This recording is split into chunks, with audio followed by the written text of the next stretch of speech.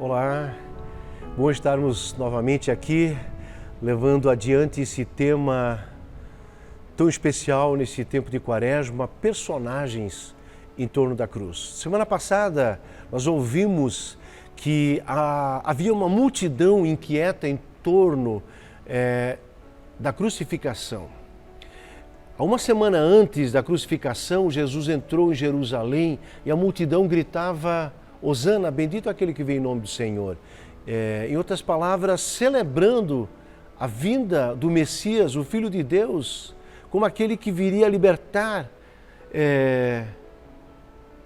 o povo de Deus de todos os males, inclusive do Império Romano.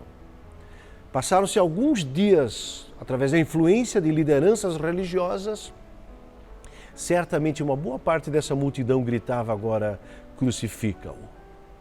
Que coisa curiosa. Precisamos muito mais do que opinião pública para fazer aquilo que deve ser feito e aquilo que é correto. Hoje nós vamos tratar um pouco sobre uma figura, no mínimo, enigmática: Judas. Judas, o personagem em torno da cruz. Quem era essa figura? É interessante que ao longo desses 2000 anos a gente estigmatizou a vida dele. Existem algumas expressões, quando alguém é meio traíra em algum lugar aí, aprontou alguma coisa e foi um cara que traiu a turma, ele é chamado de Judas da turma. É interessante, existem algumas expressões populares aí do tipo no cafundó do Judas, não é verdade? Ou se não, onde Judas perdeu as botas. Aliás, até tem ainda uma tradição dentro do catolicismo que no sábado de Aleluia, entre a sexta-feira da Paixão e a ressurreição, existe uma festa ou um rito, um momento que se chama de malhação do Judas, onde se pega um boneco feito de serragem ou de pano, assim, tipo a estatura de um homem, e aí o cara é pendurado em algum poste ou numa corda, e a turma vai lá e com sarrafos e cacetetes, e você vai malhar o Judas, bater no Judas até que ele se arrebentar todo. Essa figura Judas, por que nós gostamos tanto de estigmatizar pessoas, por mais que ele é uma figura no mínimo polêmica e contraditória? Mas como gostamos de assumir essa postura de espectador e até de superioridade e deixar o outro no limbo?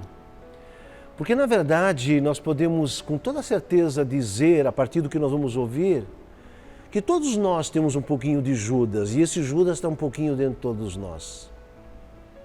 E nós vamos perceber que esse Judas, que era aquele que estava junto com Jesus, no meio dos 12, que foi escolhido por Jesus.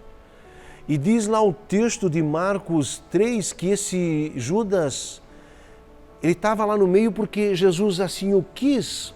Marcos 3,13, subiu ao monte e chamou para si aquele que ele quis e vieram a ele. E aí nomeou os 12 para que estivesse com ele e os mandasse pregar, tivesse poder sobre curar enfermidades e expulsar os demônios. Interessante que Jesus chamou esse Judas para fazer parte desse time aí de 12 pessoas. E deu autoridade, deu poder. Mas impressionante que esse Judas, diferente dos 11, ou depois ainda viria Paulo também, que completaria novamente essa turma, que foram protagonistas do cristianismo depois, por décadas, séculos, ao ponto de desbancarem a autoridade e o poder do Império Romano a partir do cristianismo. Como é que pode que esses 11 ou 12 com Paulo depois foram tão protagonistas e Judas aqui ele teve esse fim tão trágico? Que fim trágico era esse? Diz que Judas, depois de 2, 3 anos caminhando com Cristo, ele no final ele traiu Jesus, ele entregou Jesus às lideranças judaicas para que ele fosse então entregue aos poderes judaicos e ali fosse açoitado e no final fosse crucificado. Esse Judas, por que ele teria feito isso? Alguém que presenciou tantas coisas boas. Existem dois motivos que certamente poderiam nos ajudar. O primeiro, Judas era tido também como um zelote.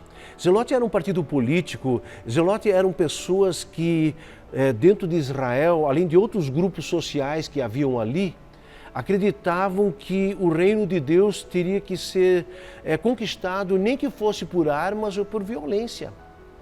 E nesse sentido, então, Judas acreditava que com a popularidade de Jesus, ele facilmente se tornaria um líder social e político e quem sabe ele teria coragem, ousadia também para contrariar e avançar e assim vencer também o poder romano, que a essa altura cobrava impostos, eles tinham uma violência também militar contra qualquer força que se levantasse contra o império.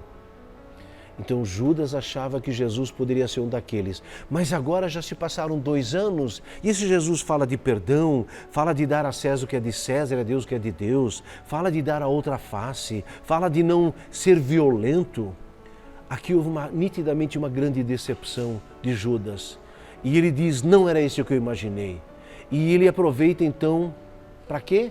O segundo motivo, para seguir um pouquinho o seu cunho materialista. Judas era alguém que certamente era materialista.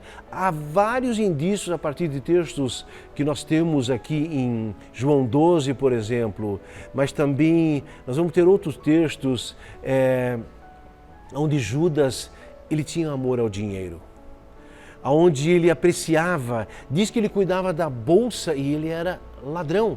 Ele pegava o que não lhe pertencia, o que era da turma, ele se beneficiava em causa própria. Isso nos leva a pensar que também agora que desistindo desse líder popular e mestre, ele quer ainda no mínimo fazer um dinheirinho. E por 30 moedas de prata, os fariseus e o sinédrio fizeram um negócio para que Judas entregasse de uma maneira muito tranquila, oportuna, para que eles pudessem então prender Jesus. E foi o que aconteceu. Mas aconteceu em que situação? E aqui nós vemos um lado que eu diria até assustador de Judas. Sabe qual foi? Esse cara que estava tão perto do Filho de Deus, que viu tantas coisas sobrenaturais acontecerem, experimentou tantos milagres, mortos que foram ressuscitados, pão que foi transformado, paralíticos que voltaram a caminhar, seus ensinos maravilhosos. Esse Jesus tão próximo, de repente Judas o trai, o abandona, dá as costas e ainda o entrega de bandeja aos fariseus, saduceus, escribas, enfim, lideranças judaicas.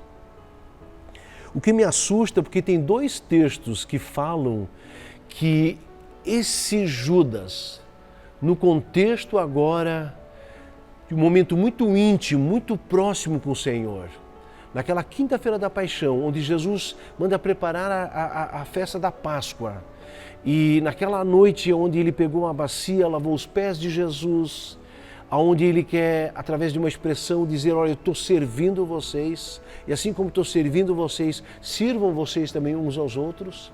E aí ele pega naquele ambiente de uma confraternização, onde tem pão, onde tem um cálice de vinho, ele pega o pão, parte e diz, assim como eu estou partindo esse pão, eu estou dando o meu corpo, eu estou partindo a minha existência, a minha natureza divina, eu estou pegando cada um pedaço meu e entregando para você. E se você comer desse pão, dessa minha presença divina, dessa minha natureza, e se você fizer isso, seus pecados estão sendo perdoados. Da mesma maneira também pegou o cálice e disse, bebam, degustem o meu amor por vocês. E se vocês degustarem e fizerem isso, vocês estão experimentando o perdão de Deus para a vida de vocês. Na verdade, com isso ele quis apontar para a morte que ele viria a morrer nas próximas horas. E quando ele faz isso, curioso, veio uma pergunta, porque Jesus disse, no meio de vocês tem um traidor. E aí um pergunta, o outro pergunta, porque sabendo que cada um tem uma natureza não tão segura, cada um pergunta, Senhor, sou eu por acaso? E aí Jesus diz, aquele que eu molhar o pão na mesma hora, esse vai me trair. E aí Jesus faz isso quando Judas umedece o pão, e aí ficou nítido que Judas faria isso. Judas ficou constrangido, sabia do esquema que tinha com o sinédrio, com o pessoal da liderança judaica, levanta e aí ele vai até o Getsêmani. E Jesus vai ao Getsêmani também, e lá então Judas dá um beijo no Senhor e fica claro que entrega dessa maneira então as lideranças judaicas que o prendem, que o açoitam, que brincam, debocham, gospem na cara, zombam dele, colocam uma cruz, aliás, colocam uma coroa de espinhos, e dia seguinte levam a Pilatos, levam a Herodes, e a multidão começa a desejar que ele seja crucificado. Esse Judas, quando percebeu o que fez, ele pega o dinheiro, as 30 moedas de prata, quer devolver então ao Sinédrio, as lideranças, ele diz, não, o que foi feito, não queremos esse dinheiro de volta, porque é um dinheiro que teria cheiro de sangue, pega esse dinheiro, faz o que eu quiser, e aí Judas pega esse dinheiro totalmente sem graça, joga para dentro do templo, e ele vai e se enforca. Queridos, que história dramática, mas ela faz parte da história humana. Judas traiu Jesus por 30 moedas de prata. Eu tenho a impressão que às vezes o traímos por muito menos. Por constrangimento, por medo, por vergonha, por não ter coragem de abraçarmos a causa de Cristo, por uma piada de mau gosto, um filme que debocha das coisas de Deus, nos calamos e não somos protagonistas desse amor de Deus por nós e que deveríamos servir também aos outros. Estimados, Judas certamente foi estigmatizado de uma maneira justa, mas ele também é um espelho do que nós somos capazes. Que Deus, na sua misericórdia e o amor de Cristo, possa nos alcançar para o perdão de pecados. Amém.